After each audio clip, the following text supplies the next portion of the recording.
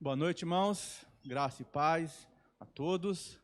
Prazer estar aqui para compartilhar da palavra de Deus, essa reflexão dessa noite, que eu coloquei como tema Emaús não é o seu destino. Vou repetir, Emaús não é o seu destino.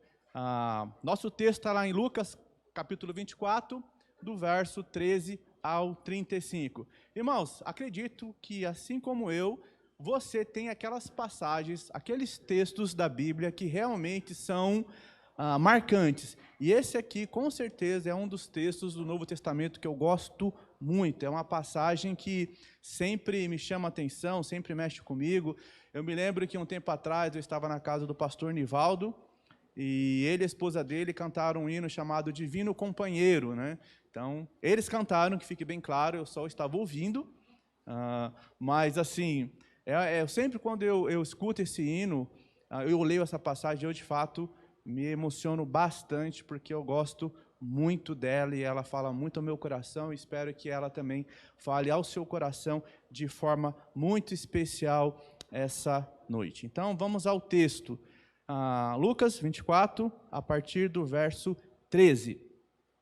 Naquele mesmo dia, dois deles estavam indo para um povoado chamado Emaús, a 11 quilômetros de Jerusalém. No caminho, conversavam a respeito de tudo o que havia acontecido. Enquanto conversavam e discutiam, o próprio Jesus se aproximou e começou a caminhar com eles, mas os olhos deles foram impedidos de reconhecê-lo.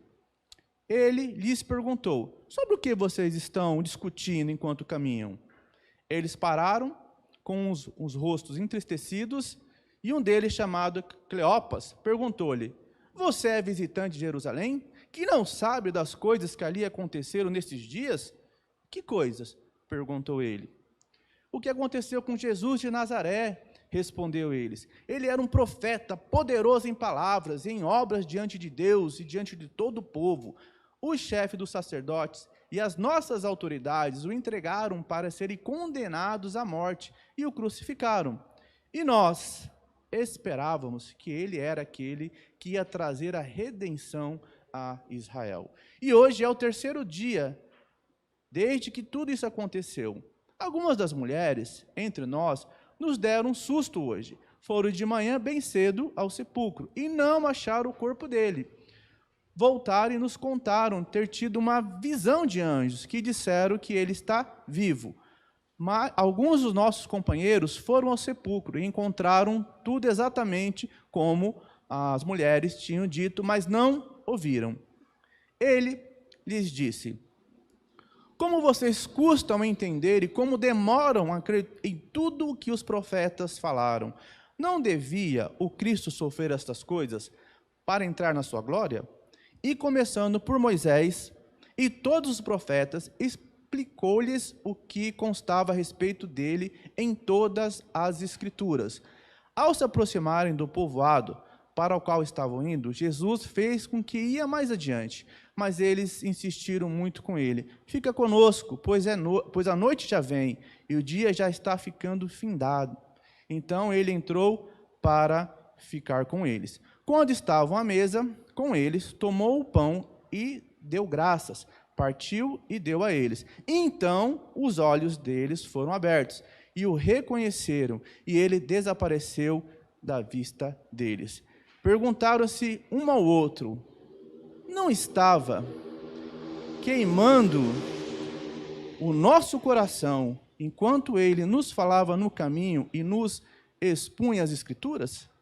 Levantaram-se e voltaram imediatamente para Jerusalém, e ali encontraram os 11 e os que estavam com eles reunidos. Amém? Vamos orar mais uma vez. Senhor, muito obrigado pela tua palavra, que é poderosa, que transforma corações, que muda mentes, ó Deus, e que o teu Espírito Santo venha hoje também, de forma especial, trabalhar em nossos corações, para que a sua palavra encontre em nós um solo fértil e possa ali produzir um fruto, e um fruto que permaneça. Muito obrigado, é o que eu te peço em nome de Jesus. Amém. Como eu disse, é uma passagem que eu gosto muito, e repito o título: Emaús não é o seu destino. Quando a gente olha o contexto dessa passagem, ele se dá justamente no dia da ressurreição de Cristo, né? Então, é o terceiro dia que esses discípulos estão retornando, ou estão indo para essa cidade, esse povoado chamado Emaús. E é curioso de pensar que é justamente no dia que Jesus ressuscitou e eles estão voltando, eles estão saindo daquele local onde deveriam estar, estão regressando, estão saindo daquele ambiente, né? Então, nós podemos aqui pensar, já existia um pensamento, uma ideia, né, ali do povo judeu, que o espírito da pessoa que morreu ficava até 3 dias próximo do corpo. Mas eles, já era o terceiro dia e eles não quiseram mais aguardar, ou entenderam que isso não aconteceria, né? Então, eles estão indo embora. Então, Emaús aqui, por isso que eu disse que Emaús não é o seu destino, Emaús pode ser caracterizado justamente por essa estrada da desesperança, da desistência, da falta de fé, e é justamente esse o caminho que esses 2 discípulos estão indo. O texto dá o nome só de um, Cleopas,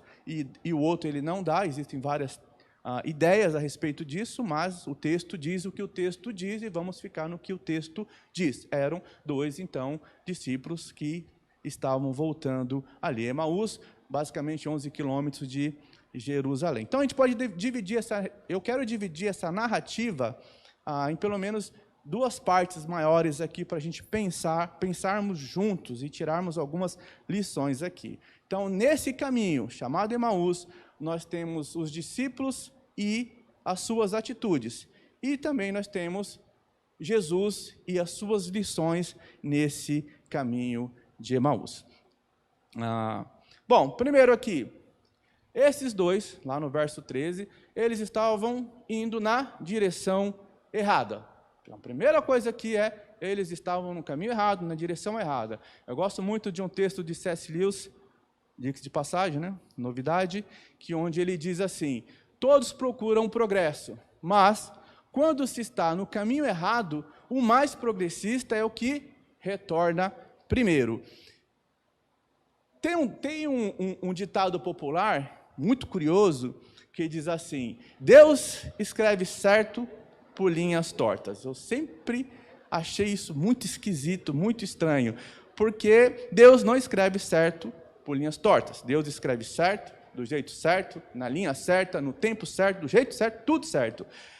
E não adianta, quando nós, assim como eles, estamos na direção errada, achar que a gente vai chegar no lugar certo. Não faz nem sentido. Como eu quero chegar no lugar certo, indo na direção errada? Não funciona. Quando a gente vê lá 1 Crônicas 13:10, quando Uzá toca a arca e morre, a gente fica meio chocado com aquilo, né? Eu me lembro que a primeira vez que eu li, eu falei, gente, o camarada foi segurar lá a arca, né? Talvez se eu estivesse lá, eu ia morrer também, porque eu ia, né? Quem nunca caiu um prato se foi tentar lá com a mão, com o pé? Sou recordista, já consegui salvar o prato com o pé. Mas ele morre. Mas por que isso? Porque o problema é maior. Eles estavam fazendo do jeito errado, da forma errada, tudo errado para transportar a arca. Então, com Deus não funciona. Não adianta tentar se chegar a Deus usando atalhos. Me lembro que uma vez eu escrevi em algum momento um texto que falava sobre isso. Quando você pega atalho, você vai voltar cheio de carrapicho. Não é o caminho, com Deus não funciona. Tem que ser no jeito certo, no tempo certo, na estrada certa. Então, eles ali já estavam indo na direção errada. Não adianta tentar chegar a Deus usando atalhos. Ou seguir por caminhos que não são corretos diante de Deus.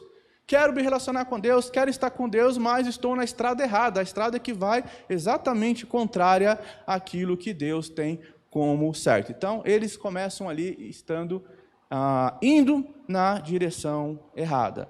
Então, lá no verso 16 também, eles não estavam vendo de maneira clara, eles não conseguiram perceber, ou foram impedidos de perceber e de reconhecer Jesus. Quando eu e você estamos no caminho de Emaús, ou nesse caminho da tristeza, da desesperança, quando nós estamos frustrados, irados. Muitas vezes isso impede que nós venhamos a ver Deus, perceber o agir de Deus, perceber o cuidado de Jesus. Então, muitas vezes, as nossas frustrações, elas não permitem que nós venhamos a perceber e ver Deus. Então, não permita que a sua dor venha bloquear a sua visão de Deus. Irmão, dor é dor. Você vai sentir. Eu não estou dizendo que você não vai sentir a dor, porque seria uma loucura, uma insanidade. A dor, ela vem. A dor de uma perda, a dor de uma traição, a dor de alguém que partiu. Isso é dor. Não tem como não sentir a dor. Mas a questão aqui é que mesmo em meio a essas dores, a essas dificuldades, nós precisamos nos lembrar de quem é o nosso Deus, do que Ele fez por mim e por você, e das promessas dEle. Então, nós não podemos permitir que isso venha a ofuscar, venha tirar a nossa visão. Nossos olhos precisam estar fixados nele, em Deus, em Jesus. E eles ali estavam com a sua visão bloqueada, impedidos de reconhecer por causa dessa tristeza que eles estavam vivendo também. E uma terceira questão ali com esses discípulos, nesse caminho chamado Emaús, lá pelo verso 21, eles estavam desesperançados, tristes, decepcionados. Como isso? Deu tudo errado. Nós esperávamos, nós achávamos, nós acreditávamos que ele seria o que iria redimir Israel. Eu não sei, mas isso já aconteceu comigo. Quantas vezes isso acontece comigo e talvez com você, que passamos por um momento em nossas vidas que tudo parece dar errado. Tudo que você acreditou, tudo que você investiu, tudo que você planejou, todos que você, ou aqueles que você acreditou, saiu tudo fora do controle. Eu estou falando que eu estou ficando velho, ou mais velho, estou ficando mais emotivo, então não estranhe. Eu me lembro que em algum momento, talvez você não esteja vendo, mas aqui tem um degrau, tá? Nesse degrau aqui, eu chorei muito com alguém. Chorei muito, muito mesmo. Porque a dor da pessoa, eu senti, porque ela estava triste, ela estava vivendo esse caminho de Emaús, essa desesperança, estava dando tudo errado na vida dela. Tudo que ela planejou, tudo que ela colocou no papel, é uma pessoa sistematizada, é uma pessoa toda que se programa e controla, e de repente tudo que ela planejou deu errado. Então, eu me lembrei daquela, e ali nós sentamos e choramos mesmo, choramos muito. E eu também estava passando por alguns momentos difíceis, mas choramos. E parece que Deus não está ouvindo, parece que Deus não está vendo, parece que Deus não está sentindo o meu desespero, a minha tristeza, a minha frustração. Deu errado, o emprego deu errado, o relacionamento deu errado, a saúde deu errado, a vida, talvez, deu errado no sentido que partiu, eu perdi, ela se foi. Amigos não vieram, pessoas não me ligaram. E às vezes, até mesmo dentro de uma situação como essa, uma notícia boa parece que é ofuscada pela dor. Eles ali tiveram a notícia de que Jesus tinha aparecido aquelas mulheres, mas não foi suficiente para eles. E às vezes a gente, no meio dessa dor, ou notícias boas, acabam se perdendo, porque a gente está vivendo naquela situação. E eu me lembro que nessa conversa, no final, a única palavra que eu tinha, ou que de fato poderia eu não sei o porquê. Não sei. Sei de uma coisa, que ele disse que é nosso Pai, e que estaria comigo e com você até o final. Isso eu sei. Mas, muitas vezes nós nos encontramos assim, nesse Emaús. Mas eu repito para você, Emaús não é o seu destino. Emaús não é o seu lugar. E aqui nós temos algumas lições de Jesus, para mim e para você, para eles, para mim e para você, lá no caminho de Emaús. Lá no verso 15, ele vai ao encontro dos discípulos. E é interessante você pensar nisso, durante toda a história, é Deus indo em direção ao homem, é Deus buscando o homem, desde a queda, é sempre Deus ali, com essa atitude de resgatar, de redimir, de buscar aquele que se perdeu. Como eu disse, esses dois discípulos, é uma coisa interessante aqui, eles não eram famosos, assim, pelo menos não há um registro de quem eles eram, do que eles faziam, ou do grau de importância e de relevância. Um tem um nome, o outro está anônimo. Um a gente não tem quase informação nenhuma. Mas olha o que eu acho incrível e maravilhoso nesse texto. Jesus se importa com eles, assim como ele se importa comigo e com você. Talvez você não tenha passado por isso, ou já passou. Muitas vezes nós achamos que nós não temos o valor, que nós não somos importantes, que todo mundo é mais importante do que eu e você, todo mundo é mais bonito, todo mundo é mais feliz, todo mundo é mais bem-sucedido, o outro tem uma vida melhor, o outro tem uma situação melhor, e a gente parece que o outro trabalha melhor, enfim, parece que Deus não se importa com a gente de fato, parece que nós não temos essa importância, e aqui eu acho maravilhoso esse texto, que duas pessoas que você não tem aqui uma descrição da importância deles, talvez alguém que não era daquele grupo mais próximo, mas Jesus vai ao encontro deles, o seu valor não depende do que as pessoas acham ou atribuem a você. Não. O seu valor é o valor que Jesus dá para você, que Ele atribui a você. E Ele deu a mim e a você o maior valor que poderia existir, a própria vida dele, o sangue dele. A vida dele. Como está em Gálatas 2:20, já não sou quem vive, mas Cristo vive em mim. Essa vida que tenho na carne, que tenho aqui na vida. Ele vai ao encontro. Não se sinta inferior. Não se sinta menor, não se sinta desprezado, não tome uma atitude de que Deus não te ama, de que Deus não se importa com você, porque Ele se importa, Ele se preocupa, Ele deu a vida para te resgatar, Ele disse que ia ser seu Pai. E a todos quanto creram, deu-lhes o poder de serem chamados, ou feitos, filhos de Deus. Ele te ama, nunca se esqueça disso. Lá em Isaías 49, parafraseando o versículo, ainda que uma mãe esqueça do filho a quem amamenta, todavia eu, Senhor, jamais me esquecerei de você. Você é importante para Deus. Isso não é palavra de autoajuda, isso não é para consolar somente você, mas é uma realidade, é uma verdade. Deus se importa com você.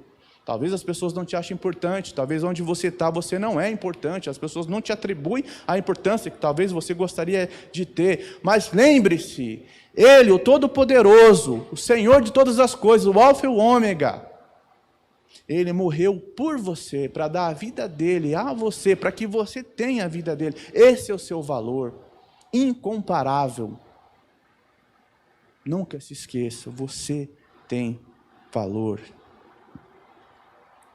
Uma segunda lição que aprendemos com Jesus ali, pelo verso 25, Ele ministra aos nossos corações, Ele fala aos nossos corações feridos, nos lembrando de suas promessas, e Ele, ali naquele texto, então Ele começa a resgatar desde o Antigo Testamento, passando pelos Salmos, passando pelos profetas, falando a respeito dEle.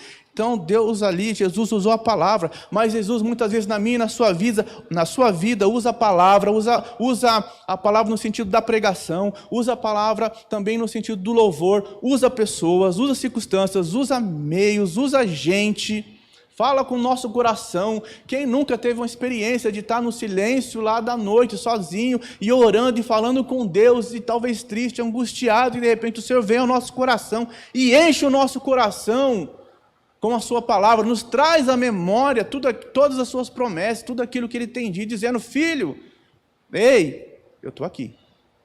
Nunca se esqueça do que eu lhe prometi.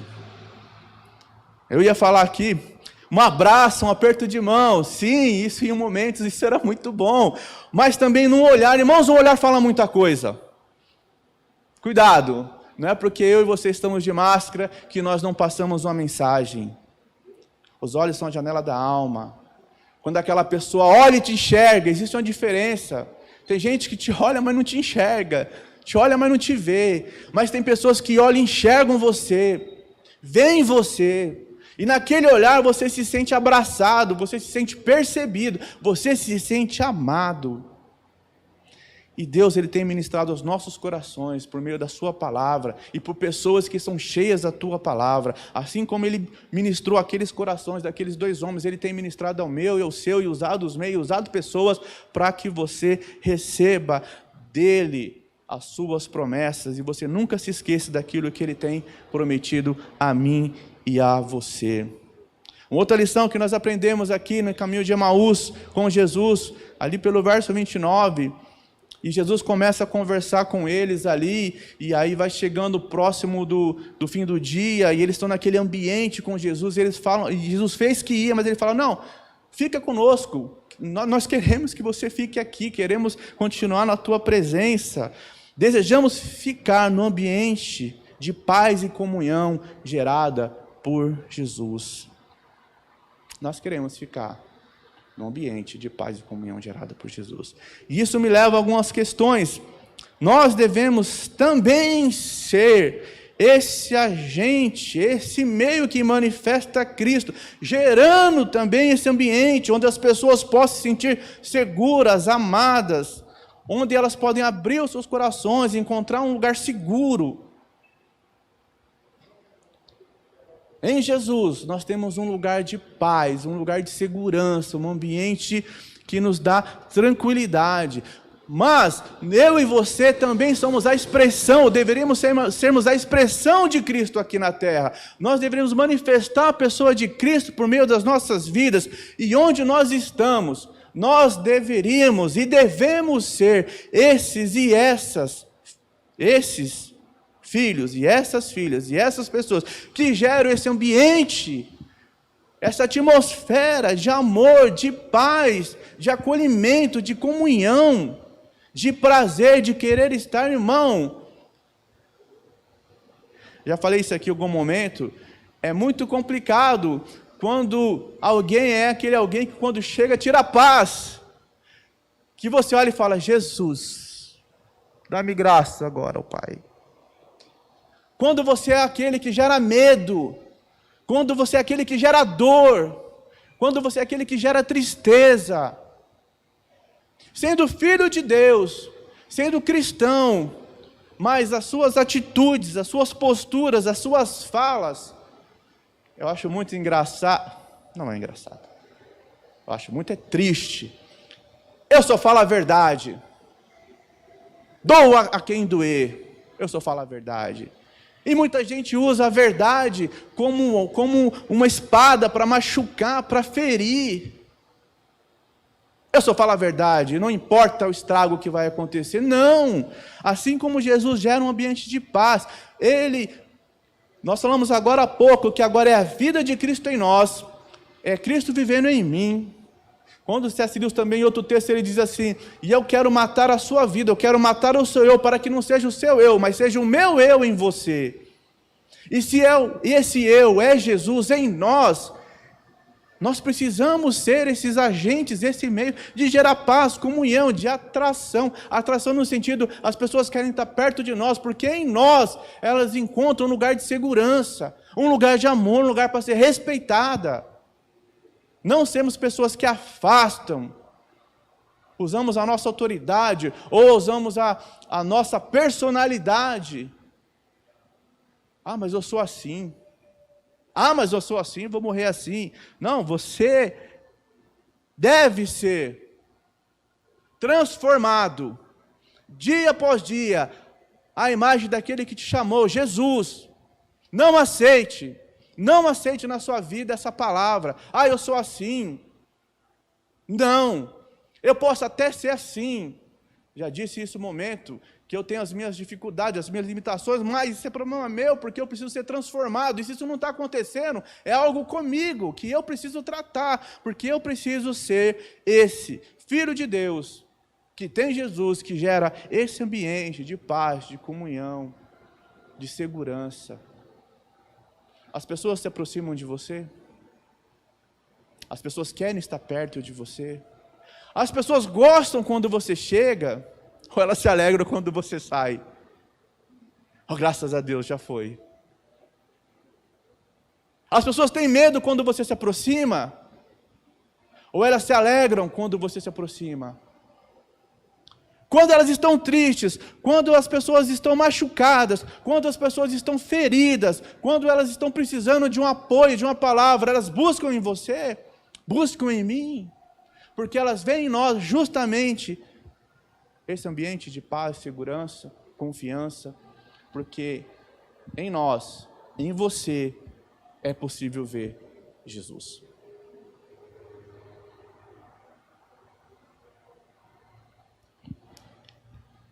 Lá pelo verso 31, nos faz entender Jesus.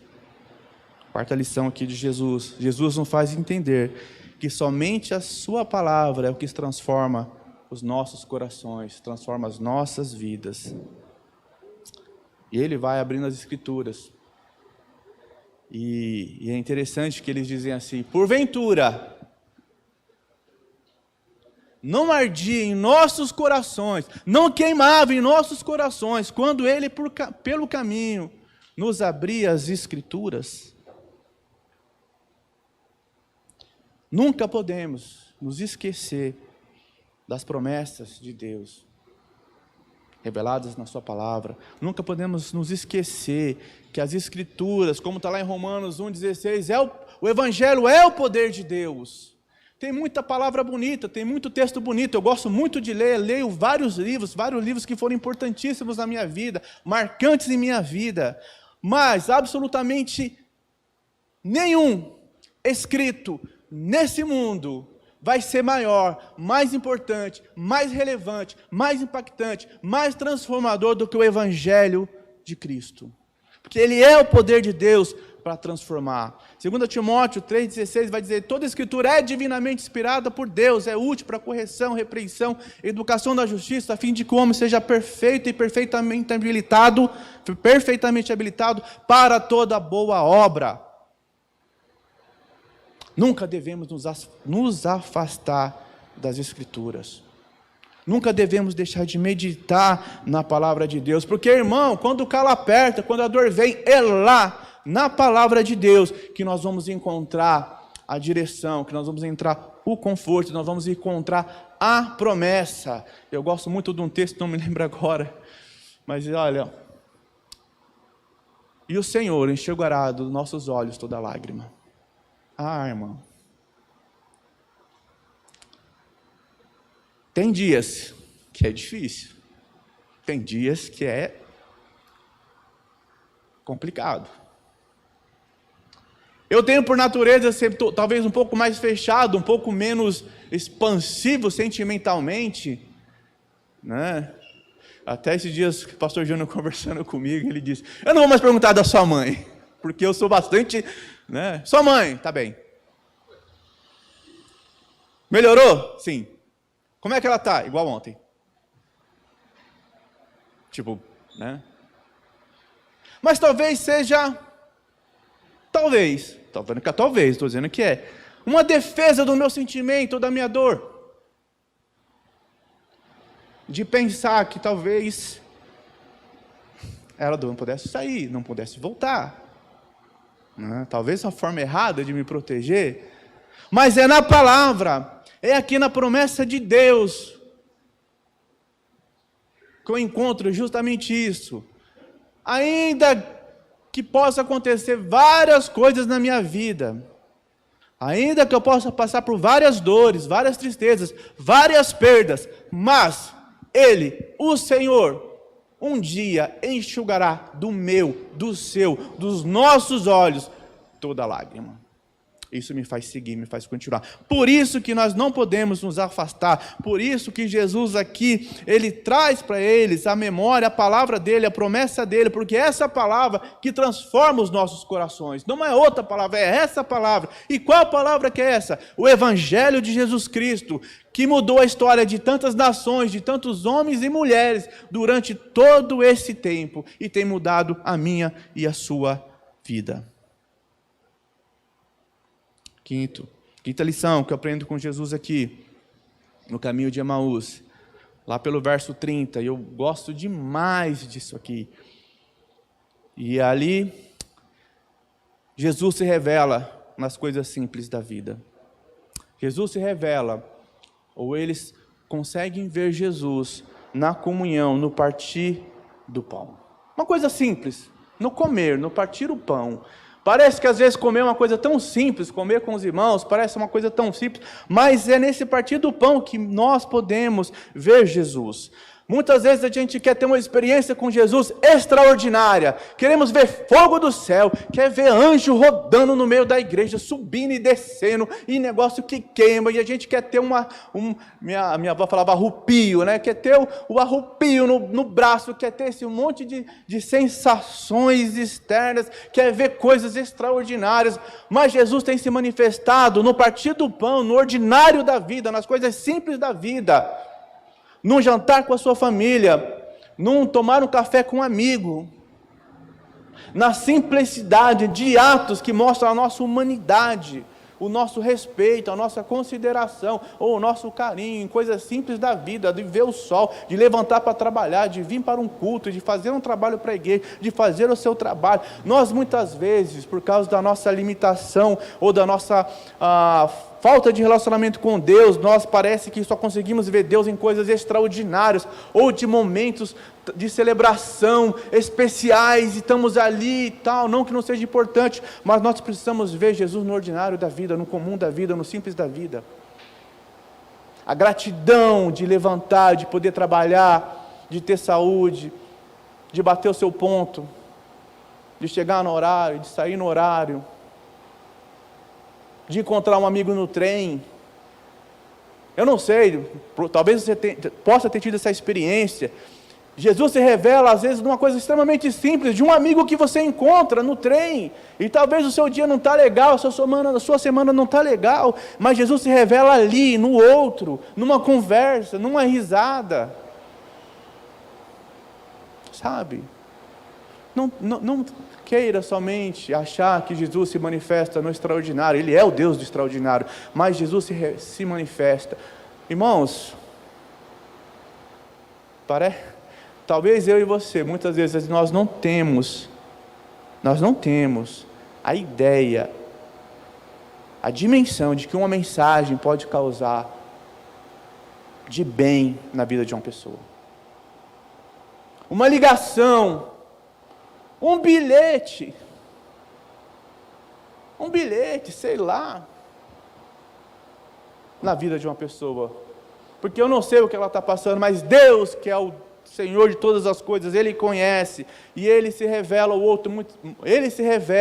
outro, muitas vezes por meio de mim e de você, e Ele se revela a nós também por meio do outro. Quantas vezes Deus se revelou a mim por meio de outros, de irmãos, de amigos, que do nada me mandou uma mensagem, tipo, você fala, como assim? De alguém que chega e fala, poxa, eu lembrei de você, eu orei por você, ou enfim, lembrei de você, trouxe uma caneta, trouxe um marcador. Não é o valor, mas a intenção. Não é o valor, mas é o carregamento do sentimento que vem naquilo. Não é o valor, é a revelação de Cristo por meio daquilo. E Deus se revela a eles no partir do pão. E Deus tem se revelado a mim e você no comum da vida. A gente precisa estar atento e perceber e agradecer pela sua misericórdia, pelo seu amor e pelo seu cuidado na sua revelação. E chegando próximo da nossa conclusão, uma última coisa que eu gostaria de destacar nessas lições que Jesus ali leva aqueles discípulos, nessas lições que Ele traz a mim e a você também. nesse encontro de Jesus com eles, nesse encontro de Jesus comigo e com você, muitas vezes no caminho de Emaús, gera uma mudança, gera uma transformação. Irmãos, é impossível você sair igual do encontro com Jesus. Você pode sair de várias coisas, descontente, chateado, inconformado, como um jovem rico, mas você sai diferente. Você sai diferente. Nunca sairemos iguais desse encontro com Jesus. Lá no verso 33, depois de toda aquela exposição, depois de toda aquela ministração, depois daquele momento de comunhão, quando Jesus se revela, quando Jesus se apresenta e eles veem Jesus, o texto diz que na mesma hora eles levantaram e voltaram para Jerusalém. Eles não ficaram parados, pelo contrário, eles voltaram na mesma hora para Jerusalém, para anunciar as novidades, as boas novas. E eu e você, como temos reagido às boas novas? Nós que encontramos Jesus, o que nós temos feito? Qual tem sido a nossa atitude? O que tem produzido o nosso encontro com Jesus? A pandemia é um negócio complicado em vários aspectos, inclusive no aspecto igreja, relacionamento, vida com Deus. Em alguns, apenas manifestou que já era um distanciamento, um não estar junto. Outros talvez se desanimaram ou ficaram tristes. Mas a minha palavra para você essa noite é: Jesus tem buscado você. Jesus tem procurado se encontrar com você, e muitas vezes se encontrar com você exatamente onde você está, e muitas vezes onde você está é Emaús, é um caminho de tristeza, é um caminho de decepção, é um caminho de desistência, e Ele tem ido ao seu encontro, e Ele tem ministrado, Ele tem compartilhado, Ele tem tido comunhão com você, tem te lembrado da sua palavra. Como nós temos reagido? Não fique parado, não desista, não fique nesse lugar que você percebe, que você entende claramente que não é onde Deus quer que você esteja. Não fique sem fazer aquilo que você foi chamado para fazer, irmão. Em nome de Jesus, você tem chamado, você tem vocário de Deus, você tem vocação de Deus, você sabe, eu sei, Deus tem chamado na minha vida, tem chamado na sua vida, mas nós não podemos usar a pandemia, nós não podemos usar as frustrações, decepções, as tristezas, as dificuldades, as coisas que acontecem, para não fazer aquilo para o qual fomos chamados. Talvez você esteja esperando algo, não sei, um anjo, um sinal, alguma coisa assim, quando na verdade toda a Escritura já vem sinalizando, já vem te chamando, já vem te alertando de que você é filho e você não pode ficar parado, você não pode desistir, você não pode se conformar. Pelo contrário, nós somos o povo da fé, aquele que em meio a essas circunstâncias nós nos levantamos e seguimos para Jerusalém. Não, Emaús não é o nosso destino, Emaús não é o meu, não é o seu lugar.